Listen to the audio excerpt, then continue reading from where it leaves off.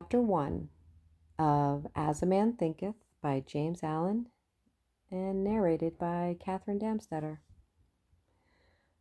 Thought and Character.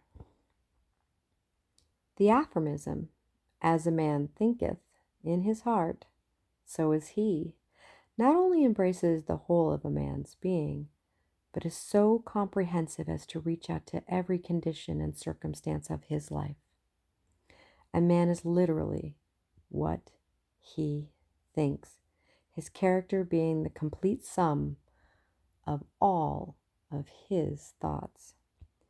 As the plant springs from and could not be without the seed, so every act of man springs from the hidden seeds of thought and could not have appeared without them.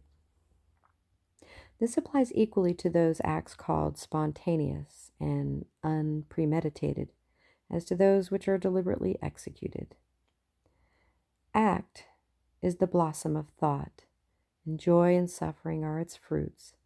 Thus does a man garner in the sweet and bitter fruitage of his own husbandry.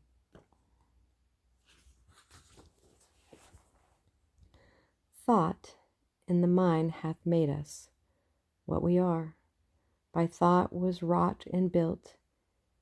If a man's mind hath evil thoughts, pain comes on him, and comes the wheel, the ox behind.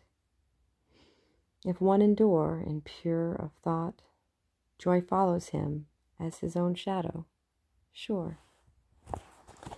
Man is a growth by law, and not a creation by artifice, and cause and effect is as absolute and undeviating in the hidden realm of thought as it is in the world of visible and material things.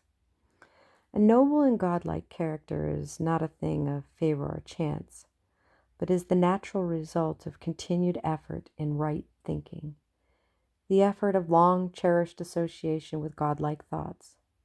An ignoble and bestial character, by the same process, is the result of the continued harboring of groveling thoughts. Man is made or unmade by himself. In the armory of thought he forges the weapons by which he destroys himself. He also fashions the tools with which he builds for himself heavenly mansions of joy and strength and peace. By the right choice and true application of thought, man ascends to the divine perfection. By the abuse and wrong application of thought, he descends below the level of the beast. Between these two extremes are all the grades of character, and man is their maker and master. Of all the beautiful truths pertaining to the soul which have been restored and brought to light in this age, none is more gladdening or fruitful of divine promise and confidence than this, that man is the master of thought, the molder of character, and the maker and shaper of condition, environment, and destiny.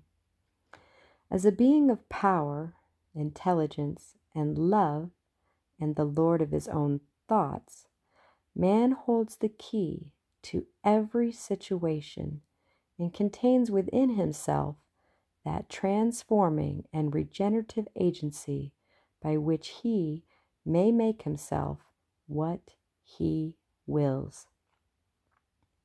Man is always the master, even in his weaker and most abandoned state. But in his weakness and degradation, he is the foolish master who misgoverns his household. When he begins to reflect upon his condition and to search diligently for the law upon which his being is established, he then becomes the wise master, directing his energy with intelligence and fashioning his thoughts to fruitful issues. Such is the conscious master, and man can only thus become by discovering within himself the laws of thought, which discovery is totally a matter of application, self-analysis, and experience.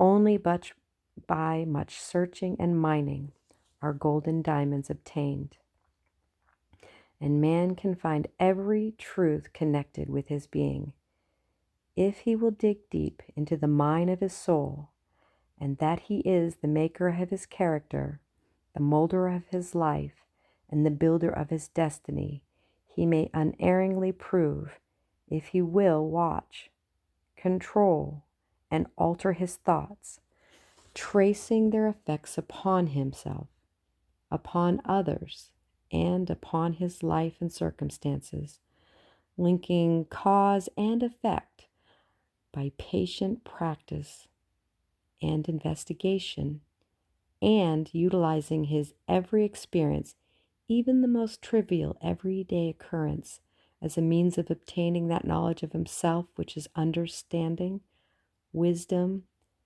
power. In this direction, as in no other, is the law of absolute, that he that seeketh findeth, and to him that knocketh it shall be opened.